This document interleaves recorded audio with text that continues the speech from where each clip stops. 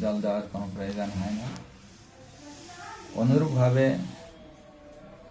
উদরে খাদ্য দেওয়ার মাধ্যমে আলাদাভাবে চোখ, কান, নাক, হাত, পা খাবার দেওয়ার প্রয়োজন হয় না। তেমনি যজ্ঞ মানে এখানে যজ্ঞের বিধান দেওয়া হয়েছে। যারা দেবতাদের ভক্ত তারা বিভিন্ন প্রকার যজ্ঞ অনুষ্ঠান করেন, কিন্তু ভগবত ভক্তরা সাধারণত ওই ধরনের যজ্ঞ অনুষ্ঠান করেন না। কিন্তু সেই যজ্ঞের মূল হচ্ছেন কে? বিষ্ণু। যজ্ঞ বই বিষ্ণু। তাই এই বিষ্ণুর প্রীতিবিধান করার মাধ্যমে সেই বৈদিক শাস্ত্র অনুসারে যারা কর্মকাণ্ড অনুসারী তারা যে সমস্ত ক্রিয়াকলাপ করেন সেগুলি আপনাতেই সম্পাদিত হয়ে যায়। ভক্তারং যোগ তপস্যা সর্বলোক মহেশ্বর সুহৃদং সর্বভূতানাং যত্তামাম শান্তি। সেটি হচ্ছে শান্তি লাভের একমাত্র উপায়। সকলেই শান্তি চায়, সুখ চায়, তাই না? আমরা পেপার পত্রিকা কিংবা টেলিভিশন খুললেই টিভির পর্দায় আমরা দেখি সুখ লাভের জন্য, শান্তি লাভের জন্য নানা প্রকার বিজ্ঞাপন দেখি না? আজ পর্যন্ত সেই সমস্ত বিজ্ঞাপন দেখে কেউ কি সুখী হতে পেরেছে?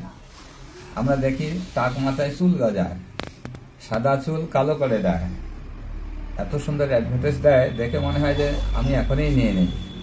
কিন্তু বাস্তবে আমরা আজ পর্যন্ত দেখেছি সুখের তারা সন্ধান দিচ্ছে, তারা সুখের সন্ধান দিচ্ছে, কিন্তু বাস্তবে একজনকেও আমরা সুখী দেখেছি?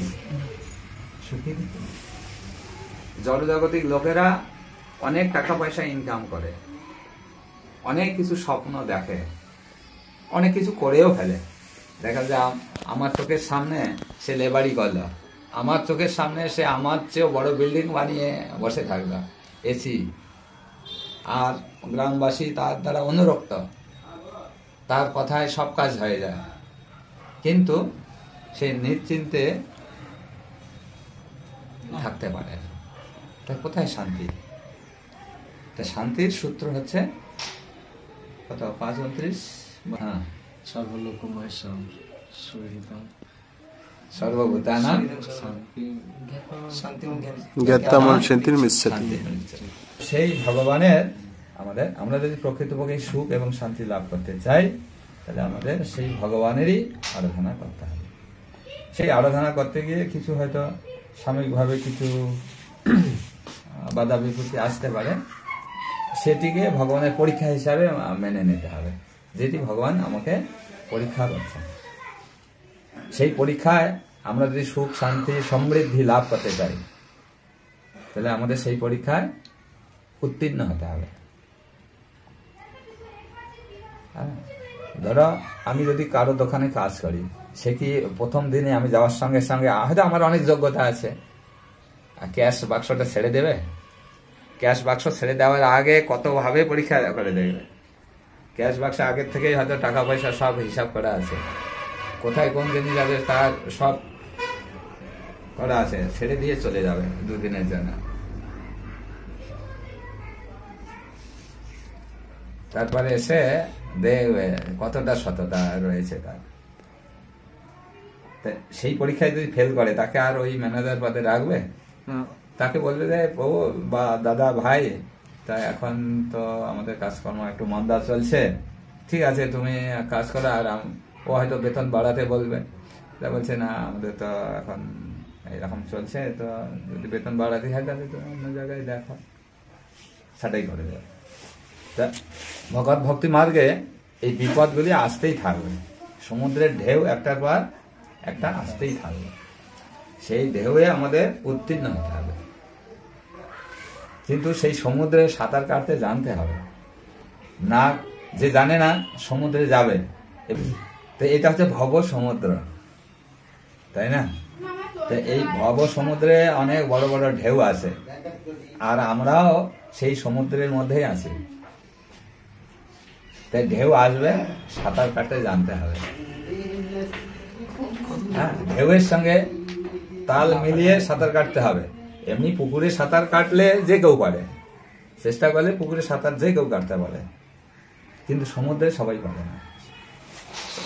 পারে যে সাঁতারু, ভালো সাঁতারু, সেও দেখা গেল আছাড় খায়, সেও দেখা গেল যে ভিতরে চলে গেল, আর মানে ফিরে আসতে পারে না, তখন তাকে নেওয়ার জন্য আরেকজনকে যেতে হয়। ভগবত ভক্তি মার্গে আমরা করছি, অনুশীলন করছি, যেহেতু ভব সমুদ্রে আছি, সেই জন্য আমাদের সবকিছু ব্যালেন্স করে চলতে হবে। মানে সমুদ্রের ঢেউ, তরঙ্গ, সেই তরঙ্গের সঙ্গে আমাদেরকে সামঞ্জস্য রেখে কাজ করতে হবে, না হলে কি হবে? আছাড় খেতে হবে, আছাড় খেতে হবে, এমনকি প্রাণ হানিও হতে পারে। ভগবত ভক্তি মার্গে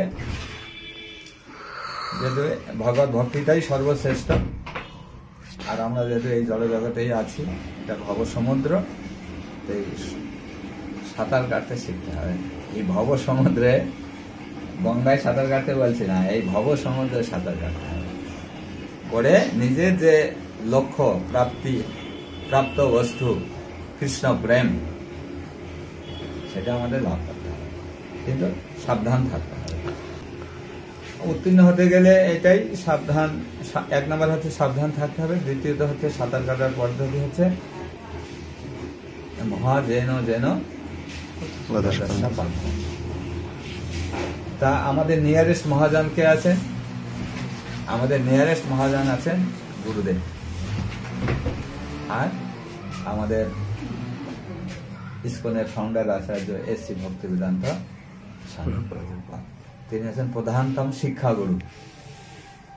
তা এনারা যেভাবে আমাদেরকে নির্দেশ দিচ্ছেন, যেভাবে আমাদেরকে পরিচালনা করছেন, সেই পরিচালনায় আমরা যদি চলি, সাময়িকভাবে কিছু বাধা বিপত্তি আসতে পারে, কিন্তু যদি আমরা সেই নির্দেশগুলি ঠিকভাবে পালন করি, হয়তো এই মুহূর্তে সেটা নির্দেশ পালন করার মাধ্যমে আমি ভালো থাকবো, ভালো কিছু সমস্যা আসবে, কিন্তু যদি আমি কিছুদিন এটাকে চালিয়ে যাই, দেখা যাবে যে আপনি সেই সমস্ত সমস্যার সমাধান হবে, এবং তার চেয়ে আরো কিছু ভালো ফল অপেক্ষা করবে। এটাই হচ্ছে পন্থা, মহাজেন যেন। আর অলরেডি প্রভুপাদ সেই পদ্ধতি দিয়ে গেছেন, প্রভুপাদ যে সমস্ত পদ্ধতি দিয়ে গেছেন, আমাদের গুরুবর্গরা যে পদ্ধতি দিয়েছেন, আমাদের কেবল সেটা অনুসরণ করতে হবে, বাস। Chant and be happy. Hare Krishna মহামন্ত্র জপ করুন এবং সুখে থাকুন, তাহলে আমরা আজ হোক কাল হোক, আমরা আমাদের ঈপ্সিত বস্তু আমরা লাভ করতে পারবো। হরে